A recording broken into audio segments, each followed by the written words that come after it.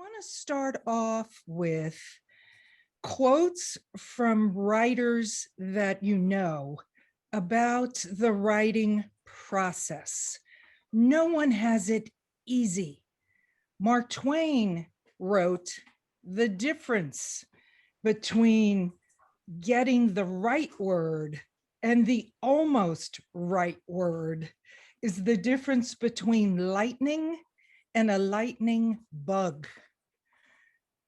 And then the writer Virginia Woolf has famously said, "We write not with the fingers, but with the whole person." I want to say about Renee Farrington that she's been a student of art and writing her entire life. So she knew of these quotes and she knew what she was getting into when she began writing her memoir, at least to a certain extent. I've known Renee for 11 years, and all of this time, she has been preparing and writing her memoir, In the Shadow of the Sign. In the classes I taught at Ollie, as well as in the classes that we were participants in the audience, Renee was not only interested in the content of these courses, but she was always attentive to and asking questions about how the authors wrote their books, how they managed their time. Did they outline? Did they have scraps of paper? How did they manage this process? How did they hone their vision? Did their vision change in the process of writing? And how they actually landed words on paper. The ultimate task in writing a book. You can think and think and think, but you have to land words on paper. You have to go word by word into sentences and have them add up. She knew this going into it, but I'm sure she'll reveal to us how different the experience actually was of writing this book. And then to top it all off, Renee had to nurture the production piece of her book through a pandemic. Now, not many other writers had to do that. COVID comes along right during the production phase, and things slow down, and she's got to negotiate and nudge and cajole people into, come on, we had a timeline, people. And she was able to get through that process also.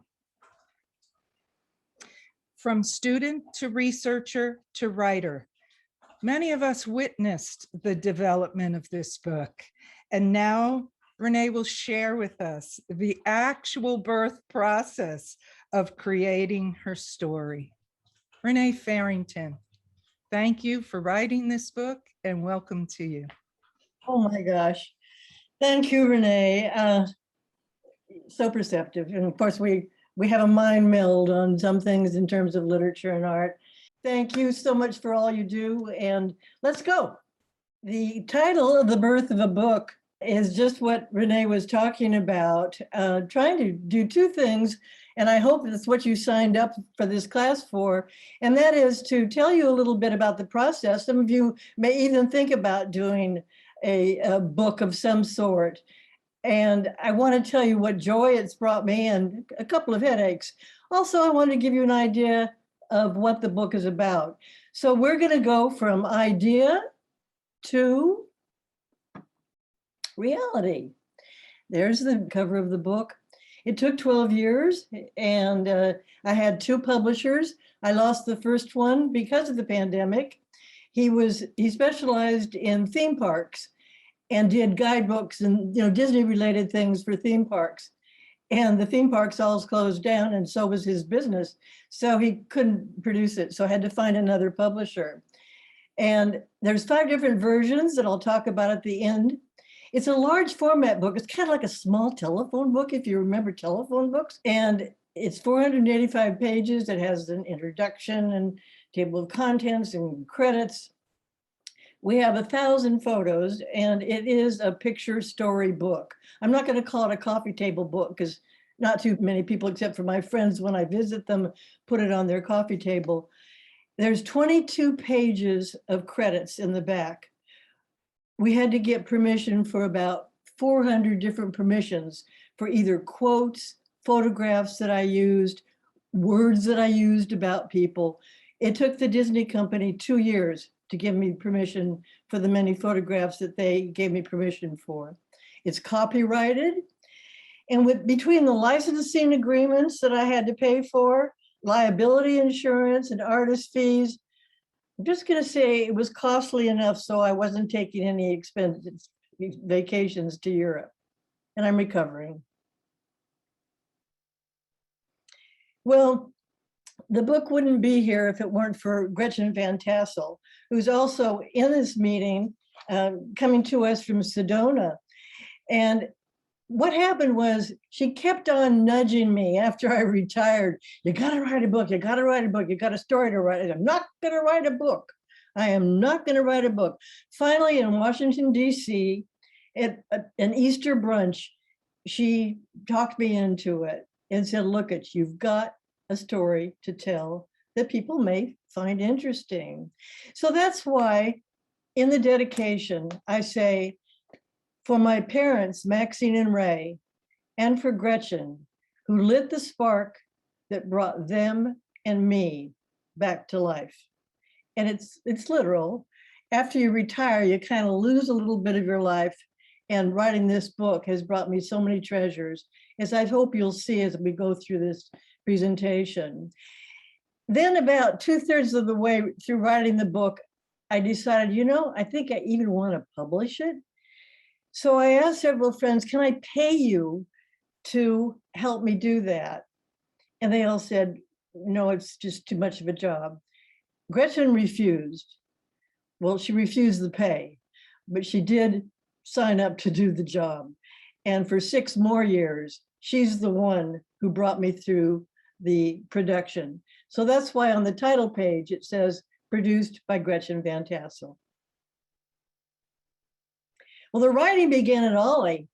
I brought in these little Shutterfly books to my writer's circle. Some of you were in that writer's circle. You've followed the book since it was first born. And I said, I think I might want to do something with these.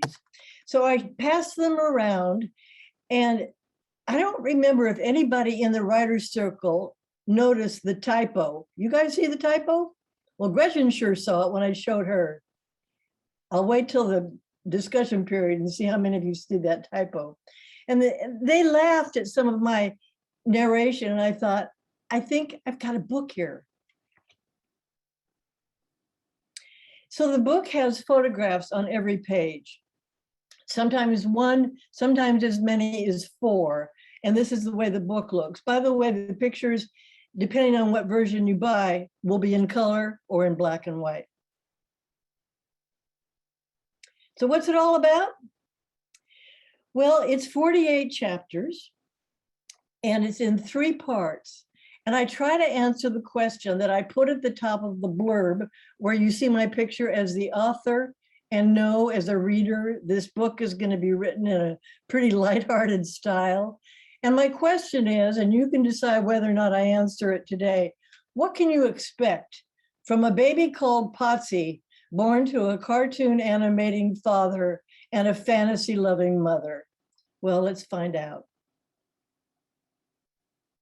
The first of those 3 parts is called Beginning, and it's a chronicle not only of my life, but of the life of Southern California and really the United States in terms of popular culture, beginning in 1938.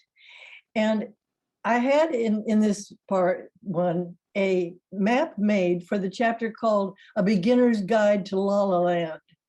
And my artist created one that shows all the different venues that are in the book in Southern California. And you look up above Highway 134, the little red house there, That's where I grew up from the time I was 3 till I went away to graduate school. And 3 blocks away is the Walt Disney Studio.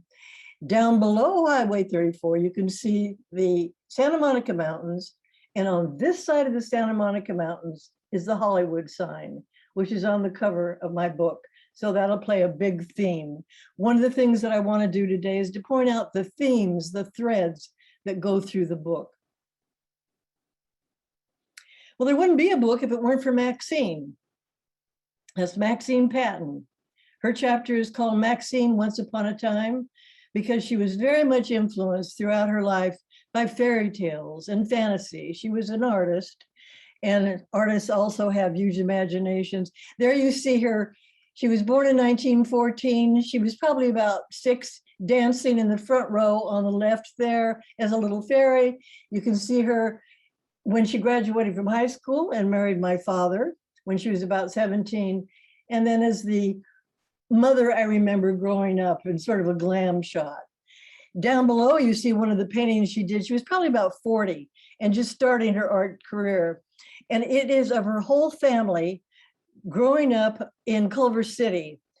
And up above, you see these angels. Well, mother wasn't religious. I think she painted angels in many of her pictures because it reminded her of fairies. Down below, you see the 6 kids, the little baby in arms. Mother was the oldest of 6 kids, growing up through depression, where both of her parents had to work and she had to take care of the family. So although it looks like a Thomas Kincaid kind of an idyllic setting, it wasn't idyllic at all. There's the whole family on Venice Beach, frowning, probably because my father then, who was dating my mother, who's in the back row, the second from left, was making them pose staring into the sun. And there's my father, upper left-hand corner there, 15 years old, after his family had traveled sort of slowly, living in different places, from the bayou country of Louisiana, where he was born in 1906. He's selling newspapers on a corner there. And he's wearing his newsy hat, his newsboy hat, knickerbockers, high top shoes.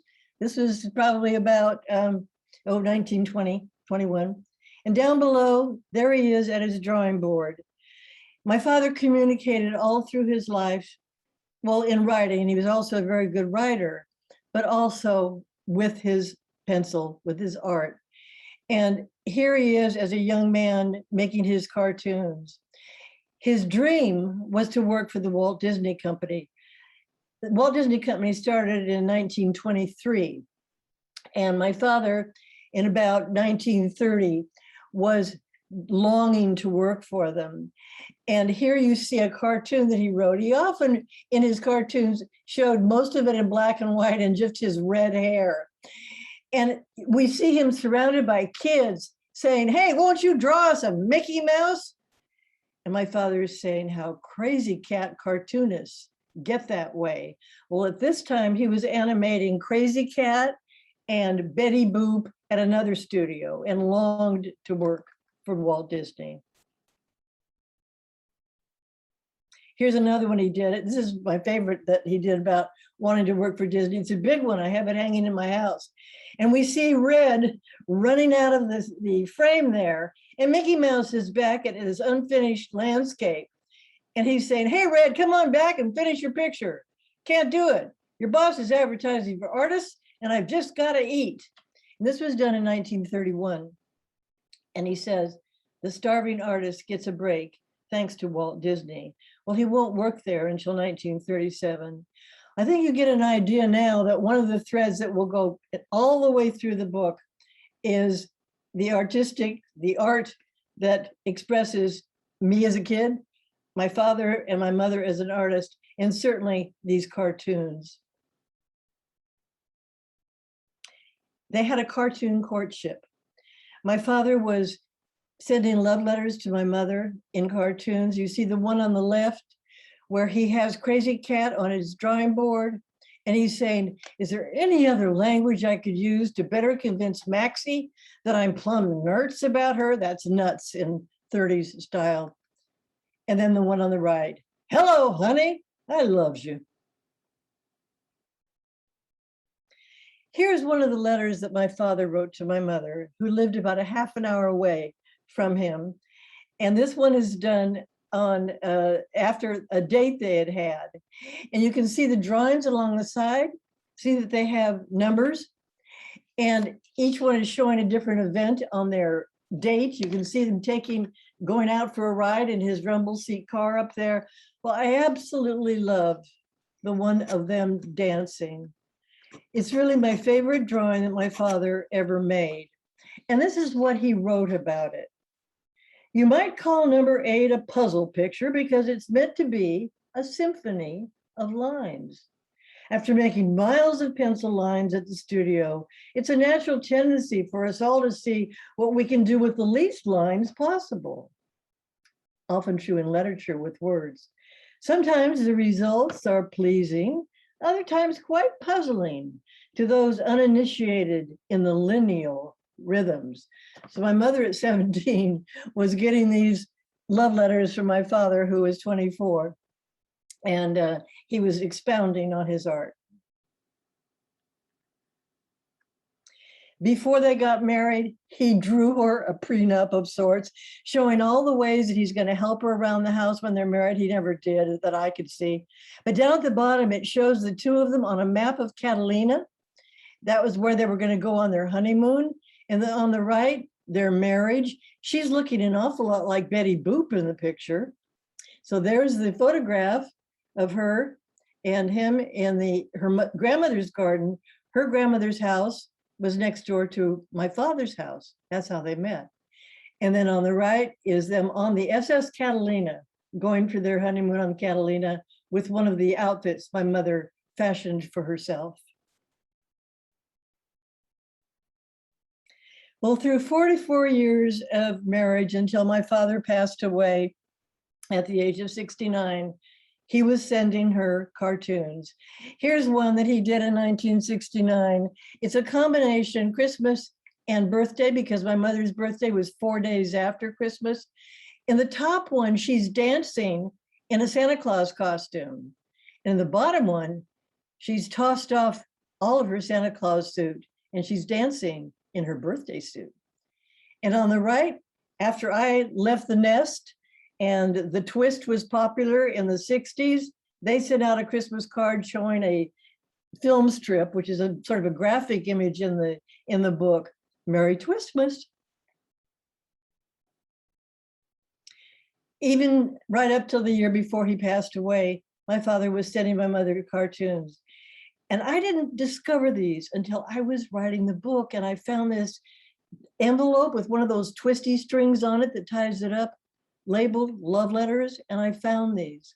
And you can follow the relationship my parents had. Here is a Valentine that my father sent to my mother, gave to her. With a love that's true, I'm giving my heart and nuts to you. And then it was fast with that asterisk, $1.25 a pound, shelled. Well, fun and games kind of changed 6 years after they got married, when I came along. Here's the cartoon that announced my birth. A new baby girl has been seen hanging out around Maxine and Ray's. And from that time on, my childhood was documented in films. It's common now. I think it was common in the 60s when people were starting to use videos. But this was an 8mm camera, real narrow film, just about like a 1/4 inch. And here's some of the films that I have all the originals of. You can see there's a can on there called Renee. There's one that's about the Disney strike, which you'll learn a little bit more about later. So I took a lot of stills from these movies. I had really wanted to publish an ebook where the reader could punch on a link and see the movie pictures. Well, that didn't come to fruition, a little bit before its time, I think. But let's look at a video of some of these early clips.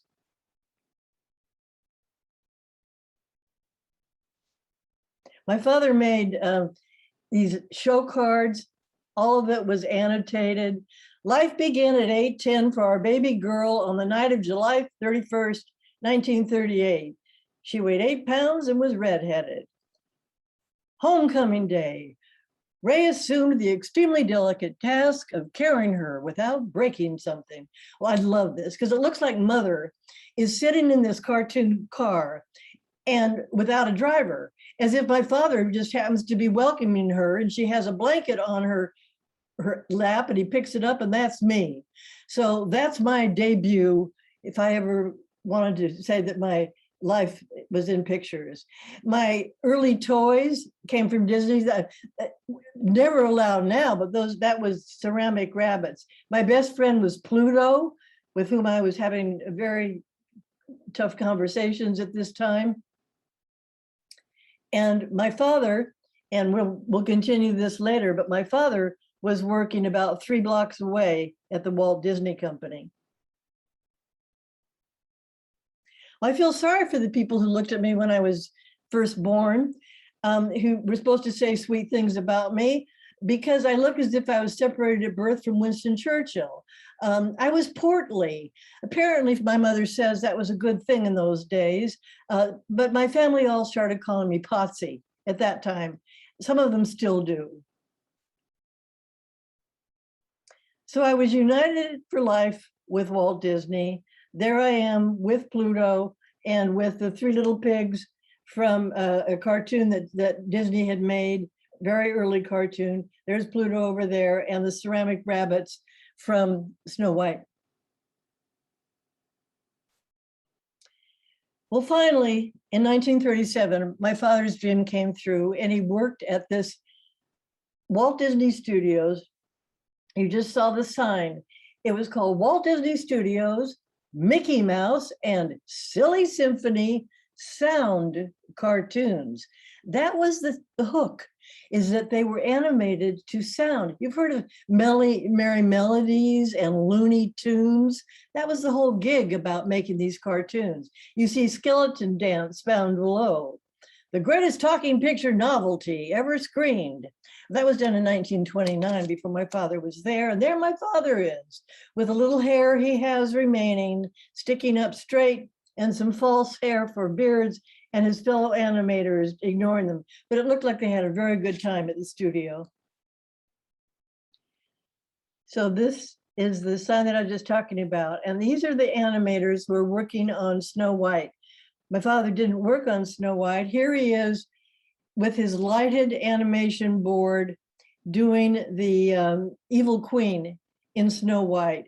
There he is. It's like a flip book, flipping his pages to see that they're good. He's handing it to his fellow animator. He's really very proud of his work.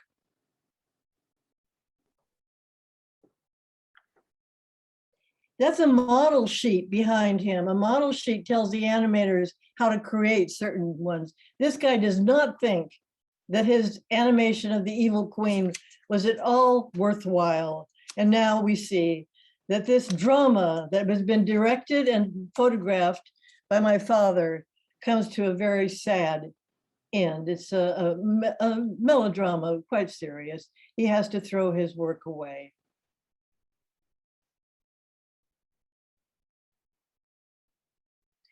Here's a model sheet for Donald Duck, so that my father, who specialized in Donald Duck, knows how to draw him. There he is working. See the lights that come up through the pages so you can see the page before.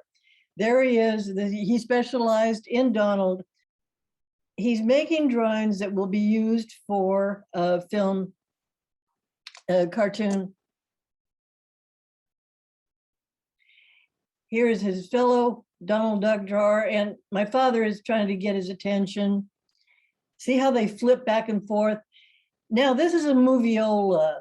They can show their footage on this little moviola, and they're all coming over to look at my father's footage for the cartoon that he's been working on. And they think it's terrible. This guy thinks it's so bad he has to put a clip on his nose. Well, another melodrama comes to the end. So this cartoon is about Donald Duck going to sea. And here he is all dressed up as a sea admiral. Well, you'll notice now in this slide called Burbank, Thanks to the Seven Dwarfs, that I have put the date, February 23rd, down below.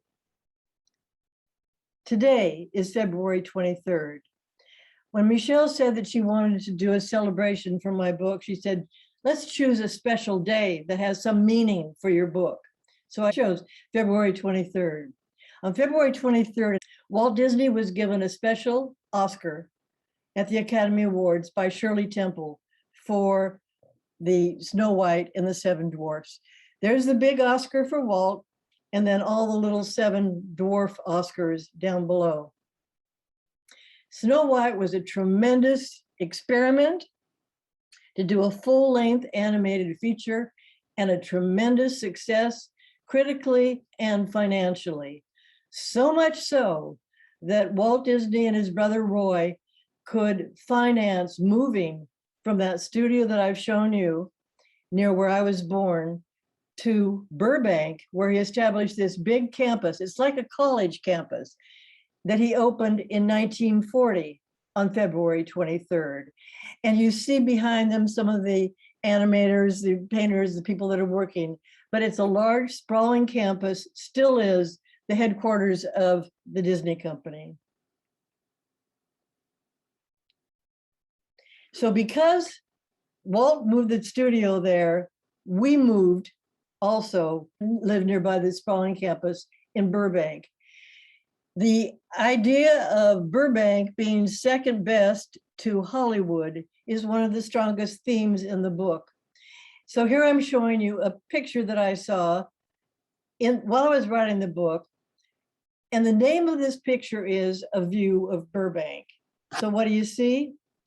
You see a big sign advertising a real estate development in the hills of Hollywood that was called Hollywoodland. As a matter of fact, my parents lived there in their first home after they were married. Well, it's only if you look over that hill to those fields spread out that you see that's Burbank. That's where I will grow up and where the Disney studio is. I call it being in the shadow. Now it's a metaphoric shadow. The sign has now been reduced to the Hollywood sign. You know, whenever you see a movie or a television show that's going to take place in Los Angeles or Hollywood, there's either a drone or a plane that flies over this hill. Well, I was over on the other side of this hill, and I could see not this big tower now that's filled with all sorts of technological tomfoolery, but I could see the smaller towers that were on top of the hill. They were radio towers. I lived on the back side of the hill.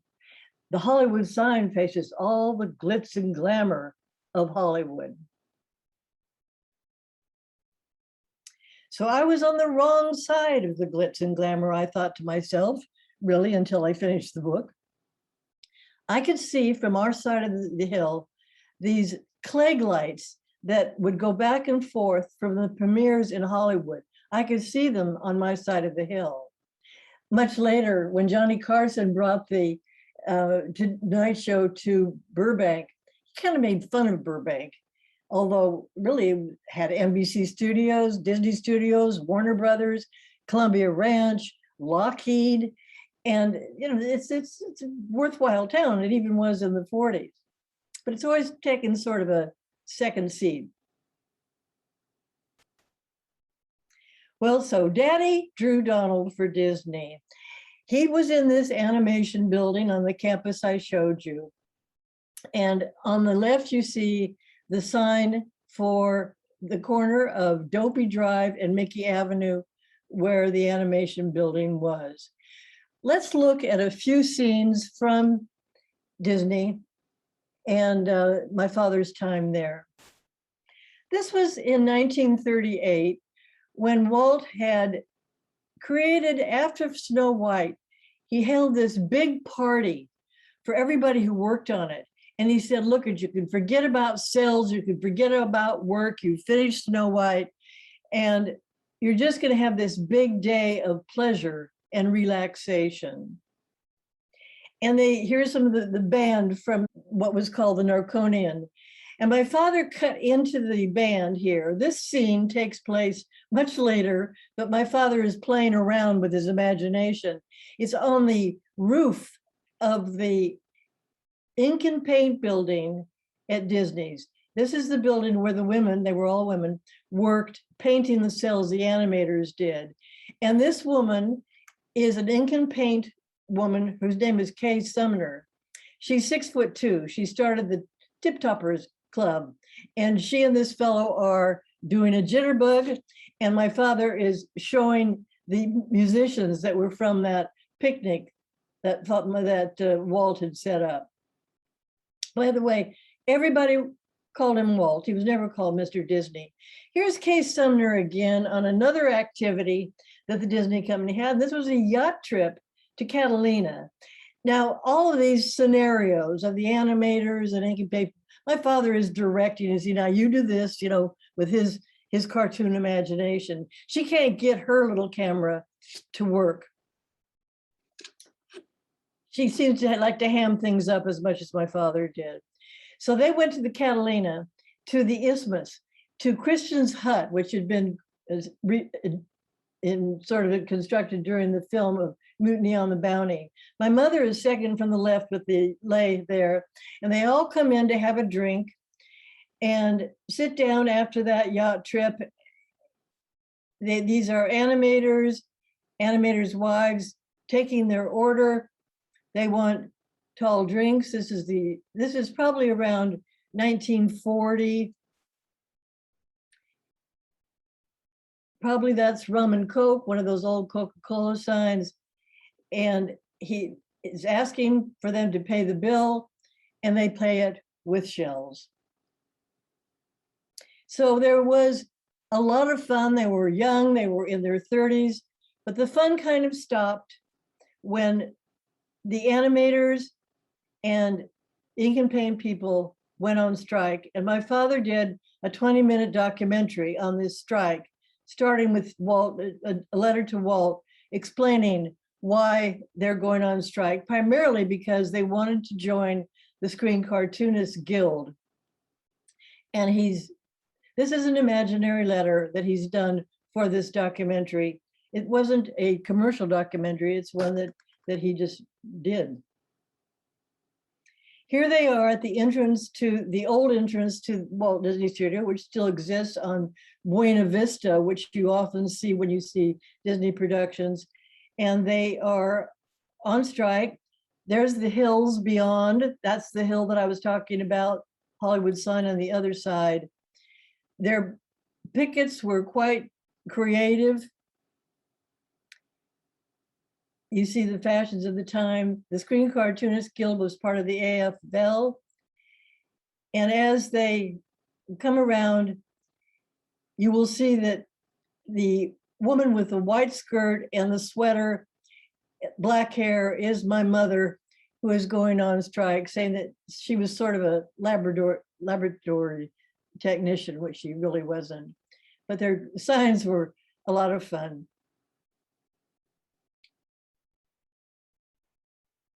They show all of the activity of organizing the strike, of what went on. These are some of the posters that they set up. Now, this is from the film The Reluctant Dragon, and some of the other things. Take cricket to pass a cricket. That's from Pinocchio, Jiminy Cricket.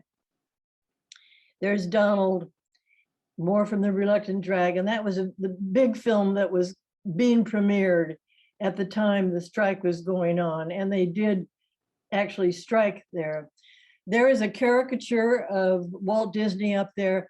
I show these films to a group of Disney historians, and Walt Disney's granddaughter was there. She's very active. She helped build the museum in San Francisco, the Disney Family Museum. And I apologized. I said, your grandpa doesn't always come off that well. She says, we want you to see that.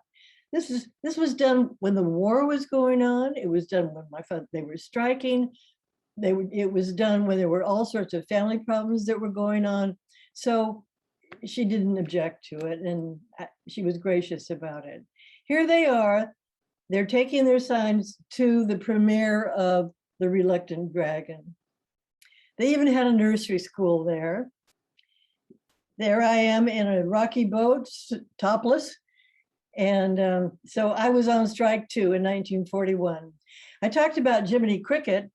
The animator who created Jiminy Cricket actually had a train in his backyard, and that was his train. He also drew the dancing mushrooms for Fantasia. Fantasia was also a big experiment where they did animation to great music, all conducted by the Leopold Stokowski and a full orchestra. You can see the mushrooms there. The mushrooms were animated into a dance. Sadly, it's one of the examples of some of the places where there, in animating them, there was a racial stereotype of Chinese mushrooms. So I'm not showing it there. There are other places that where Disney's, some of his things like in Song of the South are now talking about being problematical. But at this time, Fantasia was a work of art. Another thing my father did was to start what is called the Disney Gallery of Old Masters. And in this article, in the Chicago Sun-Times in 1945, the writer talks about how my father was at his animation desk and he was sketching Donald. And all of a sudden his fellow animators gathered around him and said, "Hey, Red, that looks like the Blue Boy." And my father said, "Yep, that's exactly what it is." So he started creating all of these pastiches, these caricatures of great art. Here's his blue duck dedicated to Gainsborough. In 1945 also, these quackeries did come to Life magazine, and unfortunately they were in black and white, but it shows you the spread of them and they talk about them. And then when Robert Benchley came to the studio in the film The Reluctant Dragon, there's a scene where he is exploring the studio and he goes into Ward Kimball's office, the one who created Jiminy Cricket. And Ward Kimball has all these gallery of old masters on the wall. So that's part of the movie. Walt had wanted them to make a movie of the Gallery of Old Masters, but it never came to light. My father would be so proud to know that his quackeries, as I call them, were actually on stamps in 1995 in Sierra Leone. Well, you saw that there was the Disney strike, but the one striker you did not see was the one who was shooting that footage, and that was my father. If you look at these two pictures, what do you see is different? One of them was in the book, one of them is the original. Yeah, the one on the right, the one in the book, the Disney company who read the entire book and vetted every picture, that's why it took 2 years, said you can show the strike, but you can't show Disney characters. Unfortunate, because my father's strike poster wasn't held in the air like the other ones, like Goofy behind him, but it was on a wheel and he could push it in front of him, and it made it sort of like make Donald look like he's duck walking. So we became the Pattons of Burbank. My father asked his friend, an architect, to design a house that was 3 blocks away from the studio where I grew up from the time I was 2. And in our Christmas card, when I was probably about 3 or 4, you can get a feeling of the kind of family life that I lived. I won't say I was spoiled, but maybe I should, but I was very indulgent and I was highly, highly lucky. My parents were very imaginative, a lot of fun. This was a hobby horse my father made for me. It was on springs. And I show with my pile of other gifts that I was quite jealous of all the fun they were having. So I was a girl with 1,000 faces. I have at least twice that many now, I'm sure. My father was, I think, probably trying to point this out when he showed me modeling. Here I am looking out into the distance with my purse, my socks up in sort of my imitation Chanel outfit, kind of breaking down in the middle, socks are going down, and at the end, not a happy camper whatsoever. Hair down, socks down.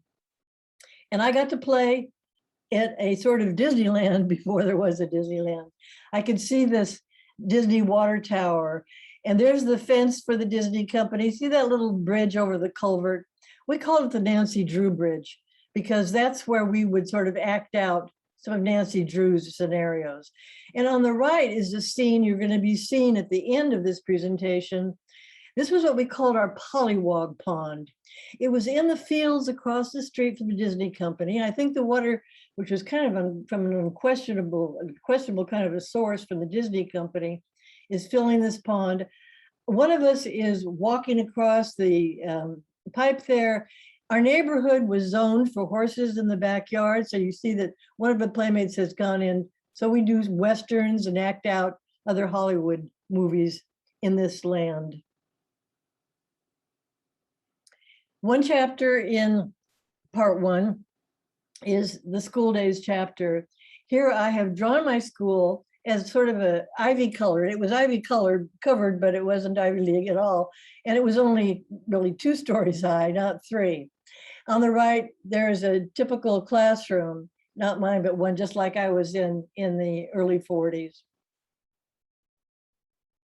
Do you remember the scene in Pinocchio where he's on his way to school and he is stopped and lured away to become an actor? It wanted the actor's life for him. Well, my first starring role that I have illustrated here in sort of a surrealistic manner is the grocery store that we performed on the stage at William McKinley Grammar School. And I was the store manager. And I would shout out instructions to the rest of the students and drown them all out. My mother was absolutely mortified. I did the entire chapter in alphabetical order.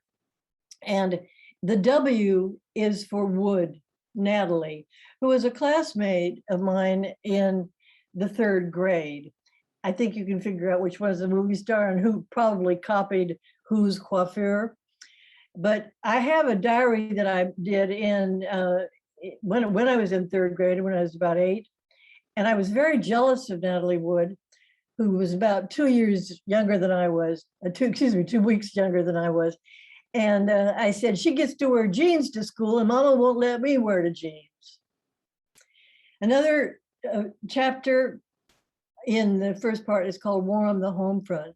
From the time that I was 3 to the time I was 8, we were at war on 2 fronts. So much of this was what I took for granted in growing up. I took for granted that many of the ladies in the neighborhood were working at nearby Lockheed, wearing their snoods as they are in that photograph, and that Lockheed was covered in camouflage. I knew the word camouflage as a little kid. Down below, you see what is now the Hollywood Burbank Airport, although it's in Burbank, and it's covered with camouflage. And the people are getting ready to get on the plane. On the tail of the plane, it says, buy war bonds.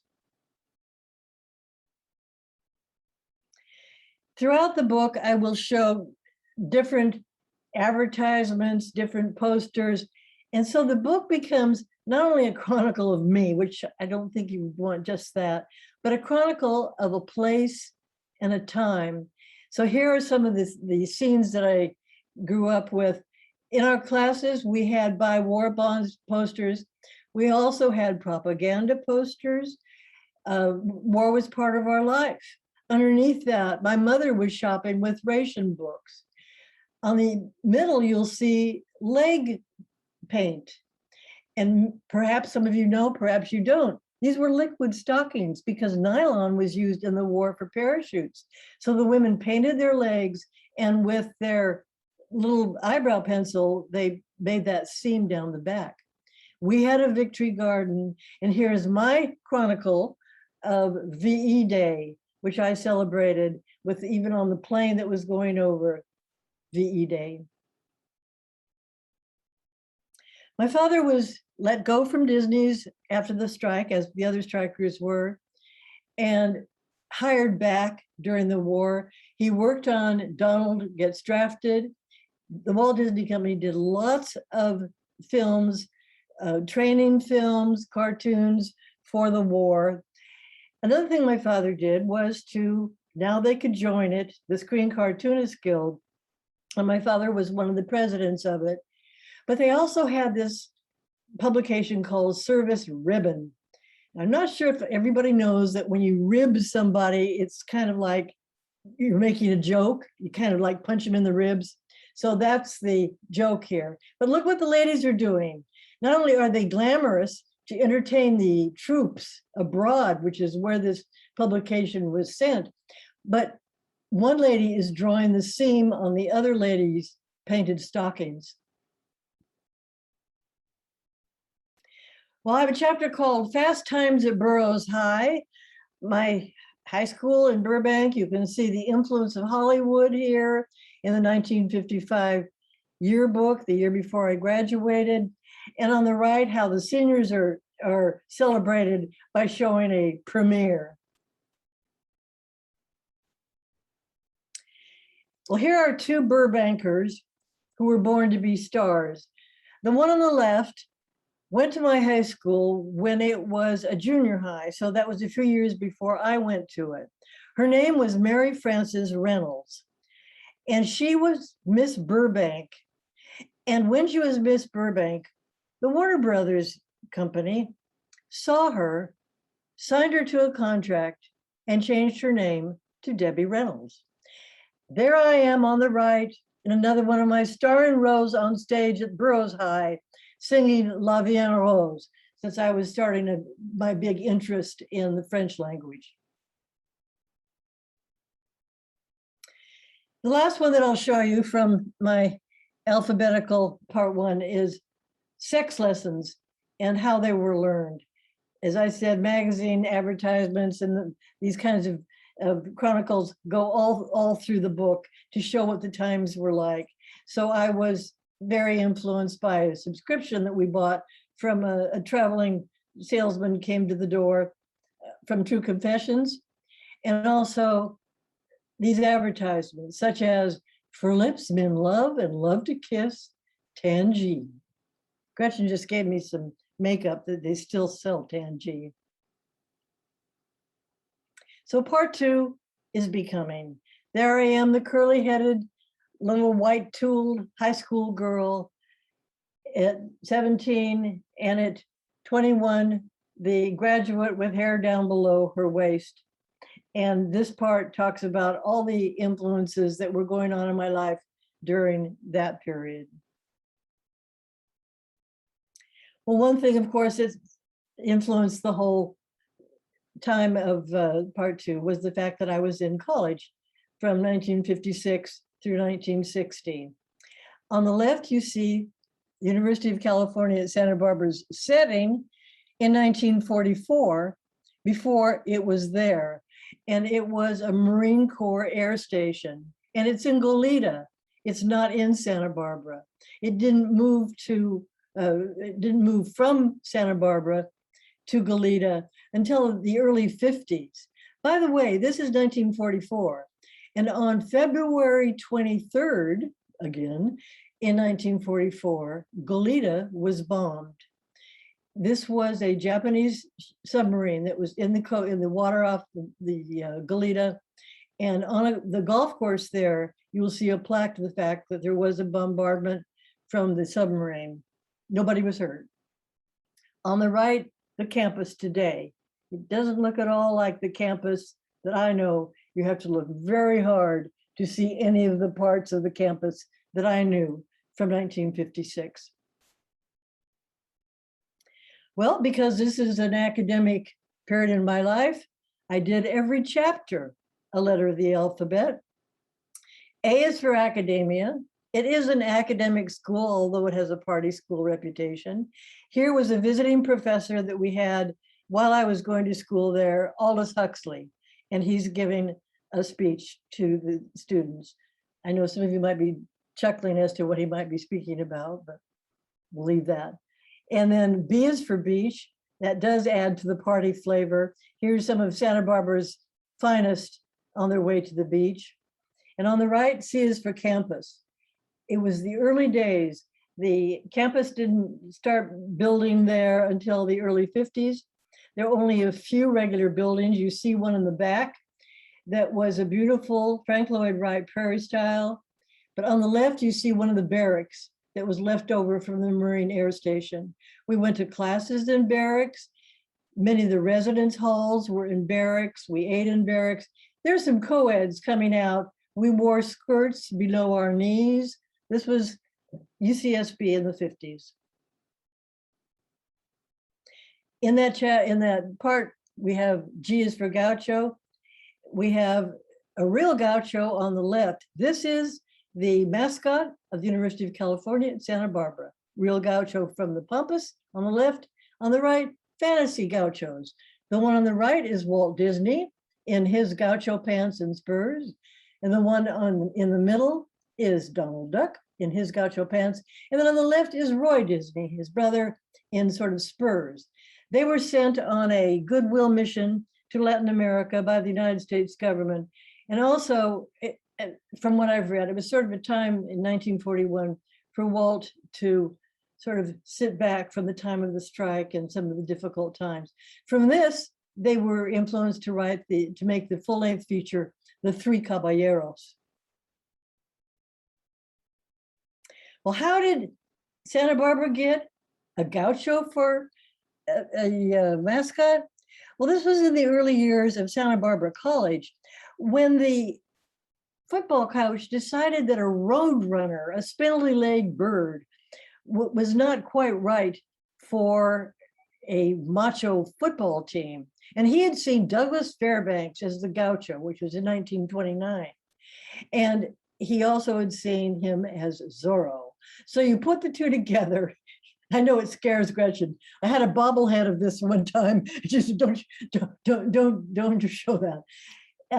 And the mascot is called Ole. And when the students cheer at games, they shout Ole, Ole. For a while, they would throw tortillas, which was not really politically correct. It was showed on ESPN. They don't do that anymore. A very important influence during the time that I was going to college during this becoming part of the book is Hollywood. And it's a theme all through the book. Let's look at some of the reasons. Here we have a plaque that was done from part of the speech that Michael Eisner did when he reproduced Hollywood in the Hollywood studios in Disney World in Orlando. And this is what it says. The world you have entered was created by the Walt Disney Company and is dedicated to Hollywood. Not a place on a map, but a state of mind that exists wherever people dream and wonder and imagine. A place where illusion and reality are fused by technological magic. We welcome you to a Hollywood that never was and always will be. He's expressing there a theme that is strong in the book. So there's his star on the Walk of Fame and the star maps that you see all over. The idea of Tinseltown and the stars, a place that Hollywood sign has a magnet to bring everybody to. I have a chapter on exploring Hollywood, and what I show here is some of the landmarks that some people don't know about it. Well, we all know about the crossroads in Carmel. Maybe you don't know about the crossroads of the world in Hollywood. I'm going to give you a couple of seconds while I talk to figure out which one is actually in Hollywood and which one is not. It's a little shopping center. It was created as a sort of a shopping center in the early days of Hollywood, and all the little shops were in different architecture from around the world. And it's reproduced on the right. If you saw Mickey on top of the world at the Hollywood studios in Orlando. And see that little billboard over there? Billboards are so much a part of the Hollywood scene. If you look closer, you see it's for Hollywood Land. Well, my father, after he was let go for the second time from Disney, created a studio across the street from the Crossroads of the World on Sunset Boulevard in Hollywood called Ray Patton Productions. I just love this ad. He created animated commercials for the ad agencies, you know, like in Mad Men, the ad agencies would have the client and they would take my father and say, yeah, you can make the commercial. So this is one that he created. My daddy works in this studio. He draws and they make animated commercials. So I kind of enjoy that one. Okay, there's something wrong with this picture. It's my father's studio and it's his staff. Once again, I'm going to give you a couple of seconds to see if you can figure it out, and then maybe you'll have some answers when we have our discussion. Okay, here's some more ads for ads. Gretchen had to get permission for all of these ads that my father would use to try to lure the advertising agencies. And if we didn't get permission, we had to black out what the commercial was. Well, the studio was a great success. My father won many, many awards for his commercials. They were all in black and white. Television was all in black and white. His paint cupboards went from shades of gray, from white shades of gray to black. The ink and paint ladies painted only with those shades. There he is receiving an Art Director's Gold Medal Award. The commercial on the top was for Bardol, which is an additive that the Mr. Bardol fights the grime gang. He is based on Sergeant Friday. I don't know how many of you remember Dragnet, just the facts, man. And he is fighting the grime gang with Slinky Sludge and Blackie Carbon. The one down below is probably one of the few serious notes that I will do. The book is very lighthearted, but there are times when I talk about realizations that I have while doing the book. And I think it's important to show this one. This is the commercial that was the most successful of all my father's commercials. And what it is, it shows a Chinese family. The baby is trying to eat Jell-O with chopsticks. And the mother introduces the spoon, which she says was specially invented for eating Jell-O. And so the child can taste all the delicious Jell-O. I've gone through my life proud of it, thinking it was a lot of fun. And then looking at it on YouTube, saw the forums, the ways that it's portrayed as a stereotype, of a racial stereotype of being racist. I considered not even talking about it at all, but I decided not to show the commercial and just to point out that throughout this, I made many realizations. For example, I found out that Burbank was a sundown town where there were no Black people after sundown. So I made these realizations, once again, chronicling the history, the Cultural Revolution. So I didn't want to show it as a racial stereotype, but only as part of my learning that I had as I was doing the book and doing this presentation. Here's one of the Christmas cards that the studio sent out. I just love this. But Santa Claus has a bag full of some of the characters in the commercials, and he's flying over the rooftops, and the rooftops all have TV aerials. I don't know how many of you remember that period. We all had them. Some of them had rabbit ears on top of their televisions down below. Best wishes for an even brighter TV picture. Well, I is for Imagineering. Imagineers are the ones that create Disneyland, Disney World, and all the parks around the world. They're the ones that do these reproductions and do these rides.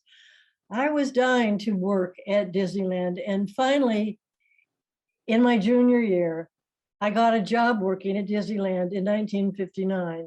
I wanted to be one of the mermaids that swam around the submarine ride, but they no longer do. I think it was determined that they were a little bit dangerous. But I was given a job in the art corner, which was in Tomorrowland, demonstrating the art of animation.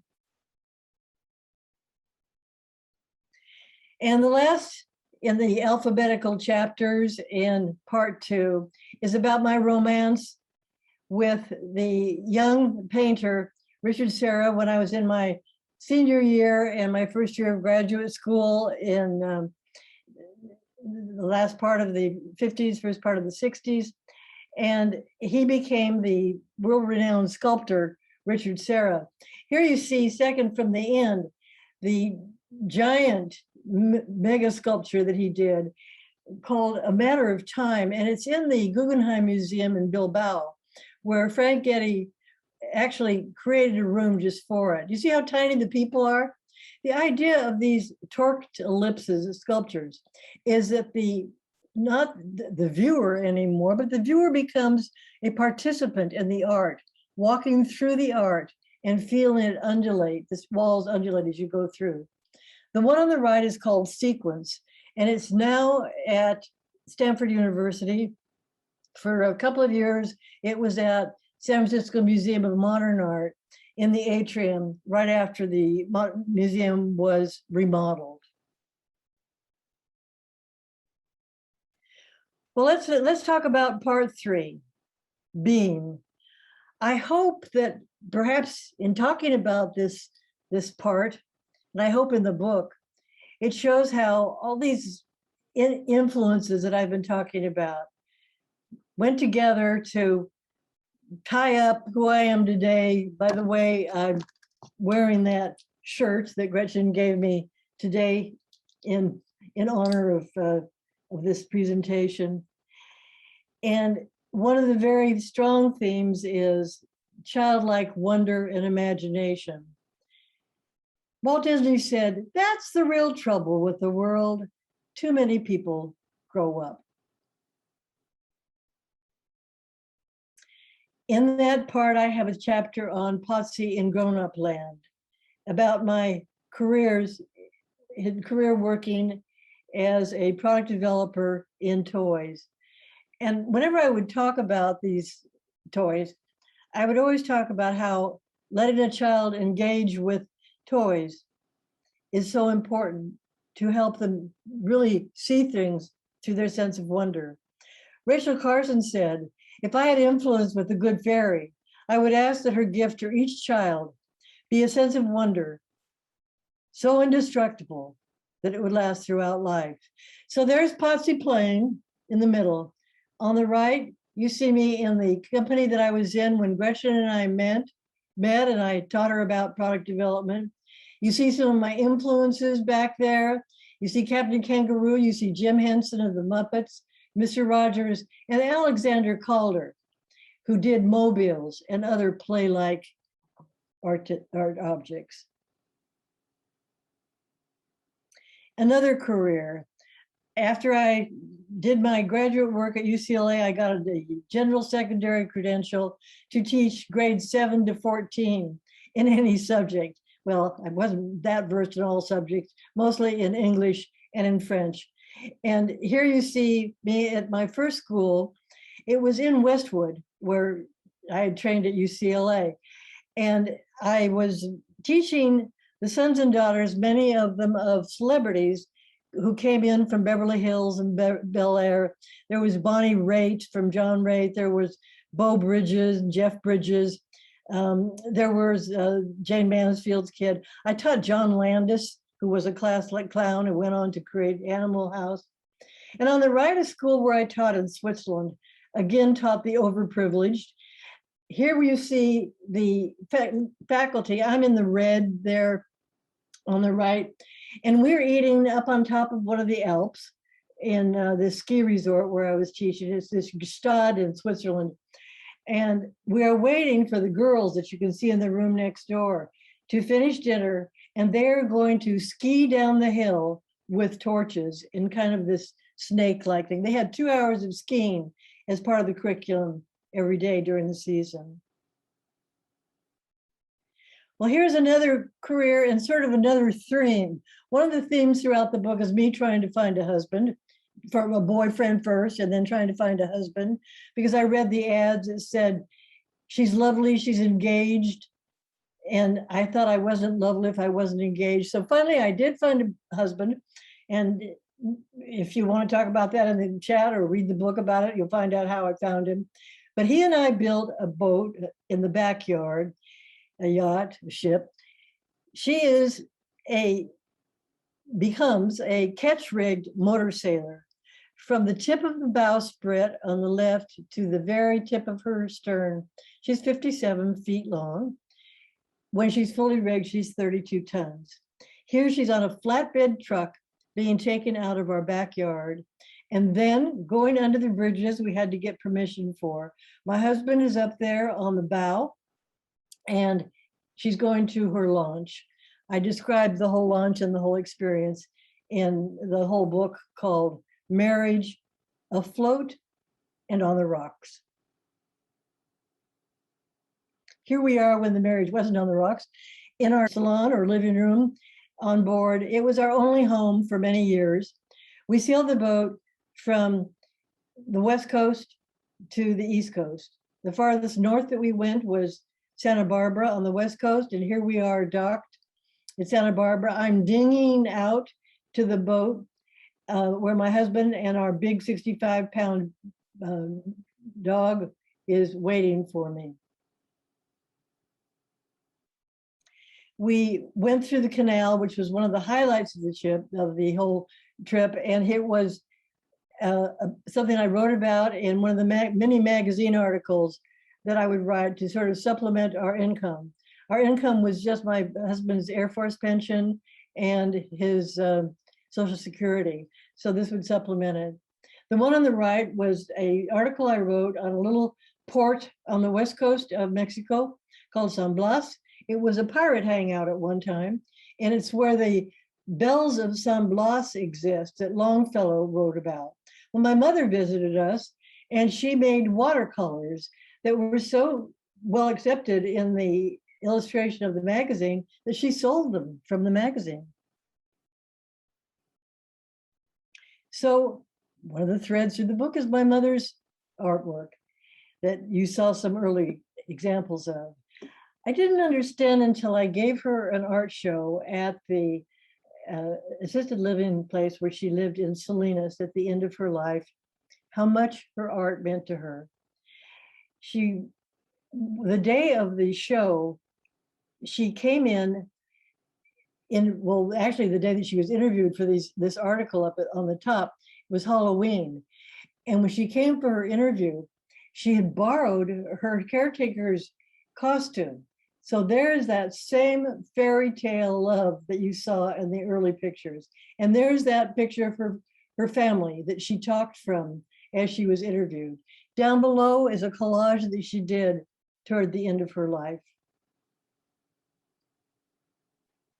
Well, my father was noticing that my mother, who was 8 years younger, was no longer the little sweet little young thing that he had married, but was becoming a woman and an artist on her own. And he made fun of that, made fun of himself in the cartoon on the left. He's laughing his head out because he's showing this cartoon of Charlie Brown teaching his sister how to make Valentines, saying, hey, look, honey, this is me trying to teach you how to draw, which he did not do. My mother is saying, you are the ink blob in the beautiful portrait of my life.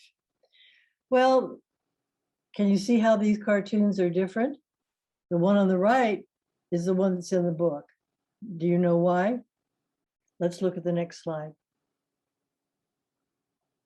Because you won't find the Peanuts gang in the 22 pages that we have of credits. This is what Gresham created, every single picture, over 400 of them, and quote song lyrics that we had to get permission for, from Zippity Doo Dah to Smoke Gets in Your Eyes to the Hollywood sign every time I pictured it, are in those 22 pages of credits. Charles Schulz Estate did not give us permission for that little cartoon, so that's why it was cut out. Well, because of my parents both being artists, I too have a passion for art.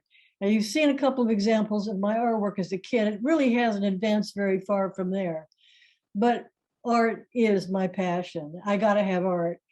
I love looking at it. I love learning about it. I love having fun with it. Like on the left, I'm at Toulouse-Lautrec's hometown of Albi in France and putting my head through a poster that he created. The center part is a little bit more serious. I took some classes at the Louvre before it had the pyramid. And on the right, I combine both of those by teaching art courses at Ollie called Meetings with the Masterpieces, where I combine the fun of looking at art with a few facts here and there. One of the chapters in part 3 is Adventures from Far from the Sign, where I took that childlike curiosity and adventure that I got from my parents and traveled around the world, often with Gretchen. On the left, you see my favorite hotel ever, I guess because it's so much fun to talk about, was in Nairobi, Kenya. After Gretchen and I had gone on a safari, I stayed in this hotel where they had a little herd of giraffes and also wild boars on the property. They could put their head through the windows on the bottom floor, and it was the second floor. It was really a former mansion, and they could put their heads through that floor too.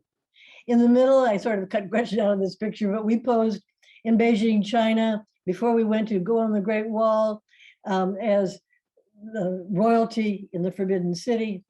And on the right, here we are in Cappadocia and Turkey, one of the couple of balloon rides that we took.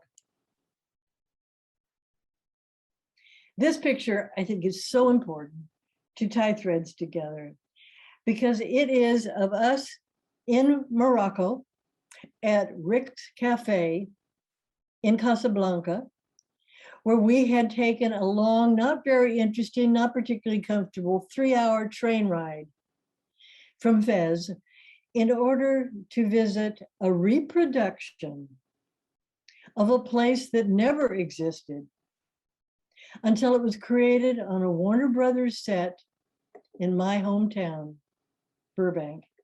Kind of think the threads all come through in that particular picture. The last chapter is called Lessons from Beyond the Sign. On the left, you see the new headquarters of the mega company, Walt Disney. And this is the new headquarters on the same campus where my father went on strike, and I showed you the pictures before. And who's holding up the roof but Dopey? And then the rest of the 7 dwarfs below them. They were responsible for that particular success. On the right is the animation building, the Roy E. Disney animation building that replaced the old one. Well, not replaced, the old one is still on the original Disney campus. But across the street from the original campus, if you drive down Riverside Drive in Burbank, you will see that giant sorcerer's hat. Not too long ago, Gretchen and I entered under that hat and went to the auditorium. And I was asked to show the scenes from the strike and other scenes from Disney that my father had done, and to lecture to a Disney historical group. That's when I talked to his granddaughter, Joanna Miller. When I started, I said, where I'm standing was built on top of the Polywog Pond where I used to play. So it was things coming to an end. Also, I'm not going to do a spoiler alert, but it's in Lessons from Beyond the Sign that I tell you whether or not I still think I'm in the shadow, second best from the Hollywood sign. So the end is the beginning. This is my epigraph.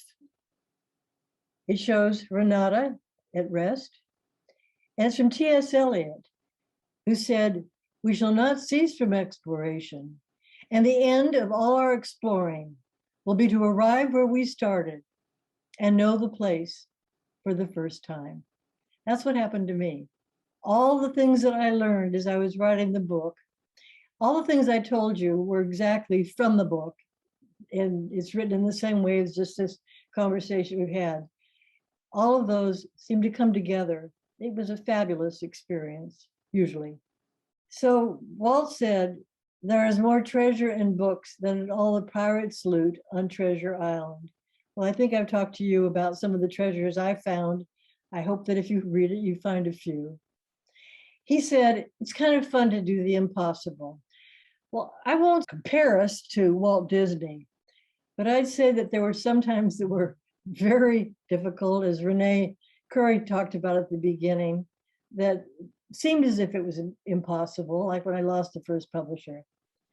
But with Gretchen holding my hand, we were able to get through. So that's it.